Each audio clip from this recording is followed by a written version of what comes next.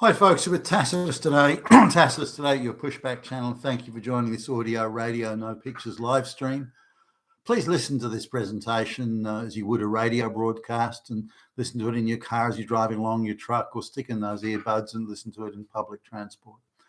In this essay, I'd like to talk about a sort of movement that's going all over the Western world, but I'll use Australia as the example for the moment.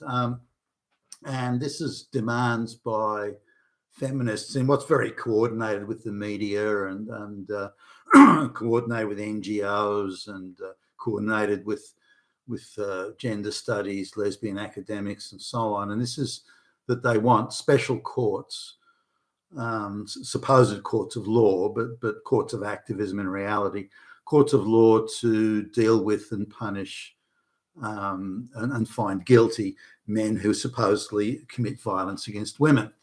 Now, they want, so just sort of we understand, they want a special court with special feminist judges, special feminist rules, special feminist prosecutors, special feminist ideology, everywhere you look. And the requirement is that you find all men guilty. Because an accusation or an allegation is guilt. This idea of innocent till proven guilty and evidence and facts and due legal process, that's all bullshit. We know that all men, particularly white men, by the way, we know that all men are evil, oppressor, Nazi, fascist, Hitler, da-da-da-das. So they are thus all guilty. I mean, the only thing we need to do is to throw them in prison. I mean, this idea of having to go through a trial with evidence and facts, bullshit. We don't need that. So it's 100% ideological. Now, the propaganda asserts that really it's all straight white middle class men that are the violent ones, which of course is the opposite. Straight white middle class men are the people that oppose the globalization project.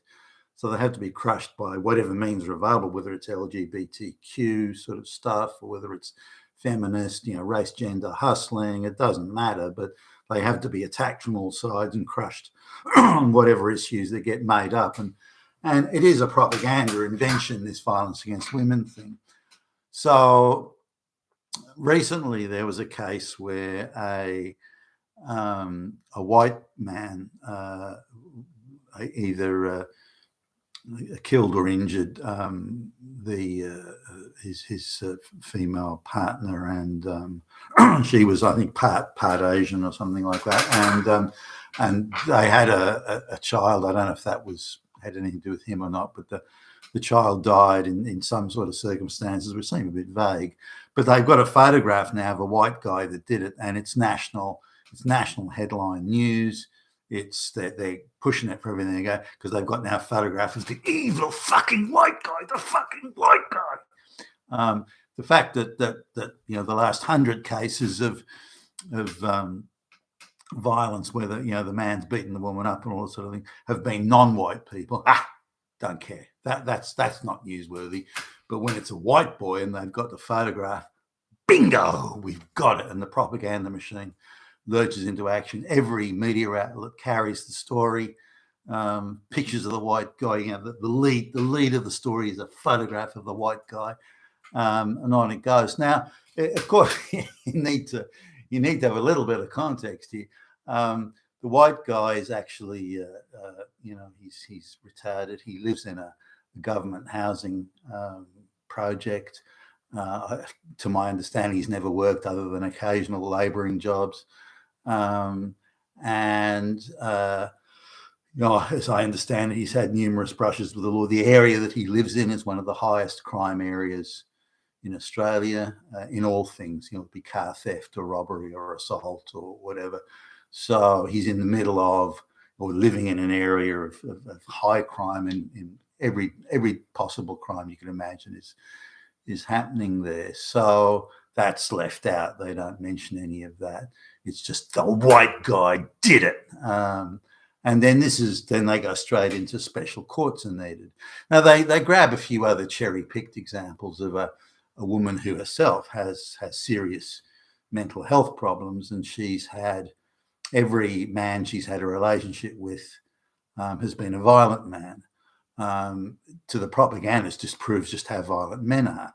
But how is it that this one woman ends up with all these violent men? I mean, it's not even possible, is it? And once you delve into it, you find, or look into it just a little bit further, is that this woman has had serious drug issues, drug dependency issues for a long time, and has been hanging out with, dangerous career criminal drug addicts, and wondering why it turns unpleasant and violent when she steals their money or steals their drugs. But it's presented as, no, she's an innocent little flower who's being beaten up by all these bad men, when that's not the reality at all. It's a gross misrepresentation. So you look at all the examples and the information they put up in these hysterical propaganda pieces, and none of them are accurate, or there is so much context that's taken. For example, there's one woman who again, another drug addict woman living in a very, with mental health problems, living in a housing projects, and she steals the drugs of one of her boyfriends, or steals his money, I'm not sure which, and so he ends up chasing around the place with a knife and cuts her, and this sort of thing. This is touted as well. There you go, violence against women by evil men. What they don't say is the guy wasn't a white guy to begin with, and they don't talk about, her mental health or the drug issue, or that the guy was a career criminal. That's all left out. They just portray it as it's straight violence against women. That's what it is, nothing else. So given the amount of propaganda and ginning up that they're using, then you know that there's no real foundation to this. Now, what we can be sure of is the amount of third world immigrants coming into the West, again, under globalist direction and orders. Most of them come from third world countries, many from Islamic countries and places where, the idea of lesbian rights is not prominent on their social agenda.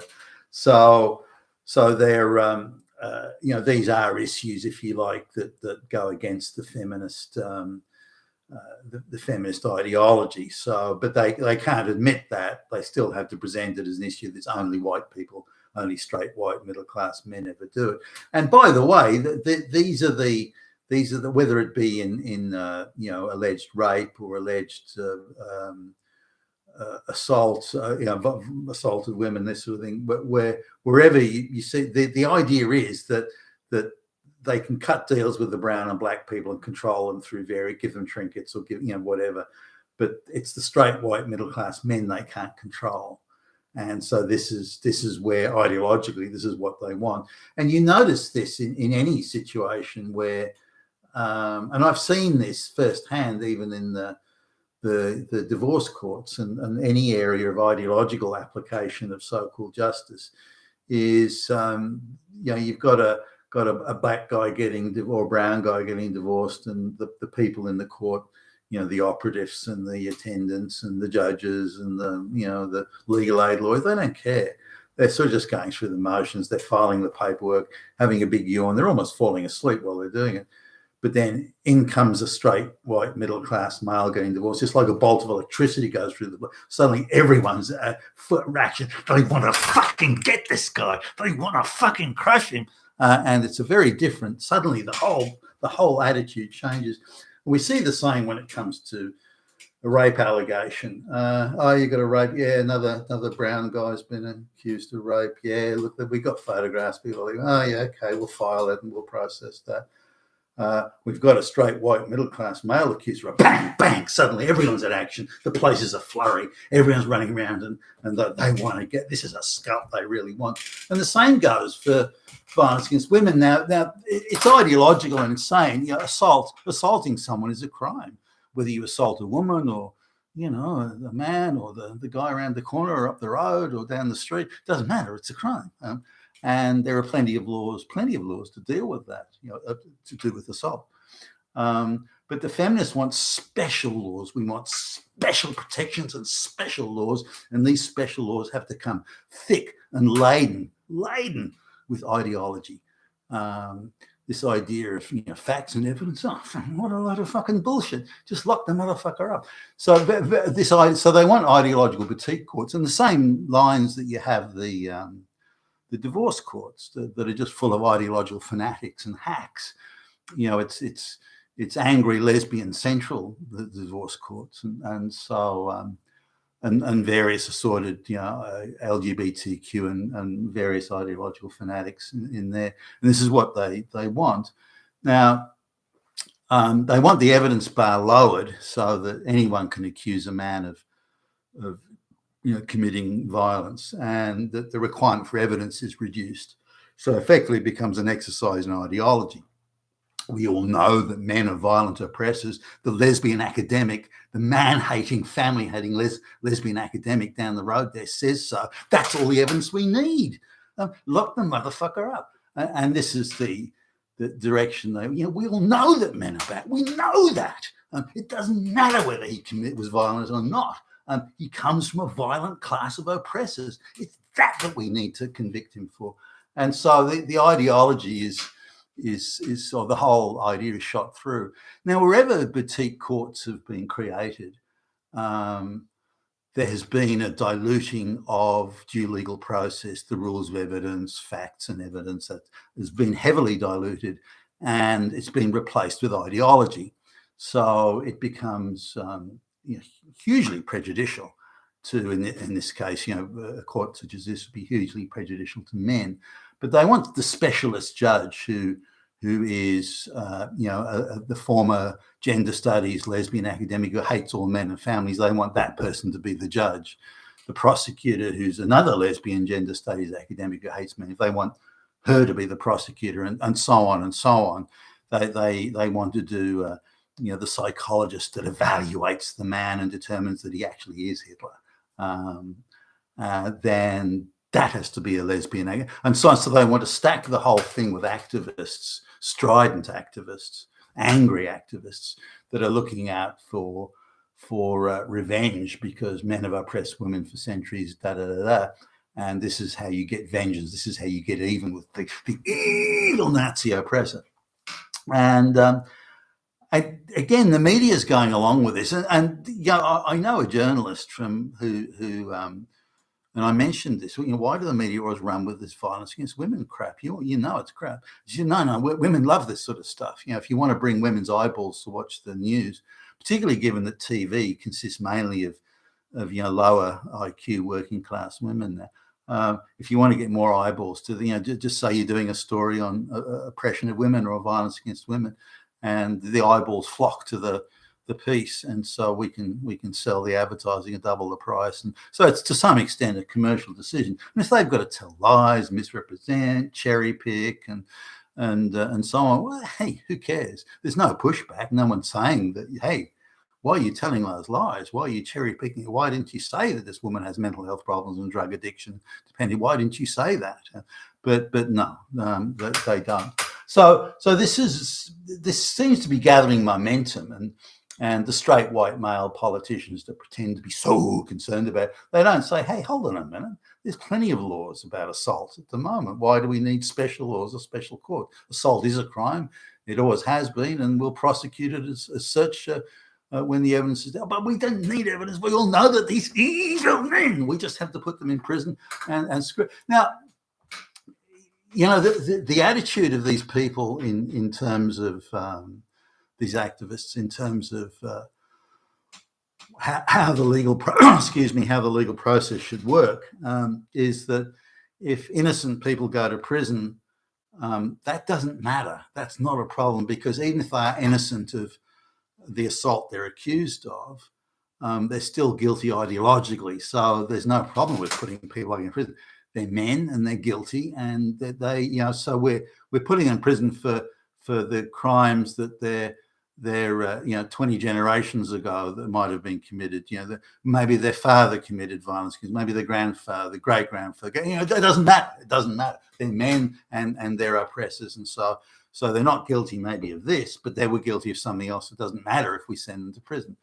And so they're quite content, and quite accepting, casually accepting that innocent people go to prison, just as long as they get the 1 or 2 guilty ones, and they want cases where that against white men, because the burden of proof, by lowering the burden of proof, you make it very easy for mentally disturbed women to make accusations.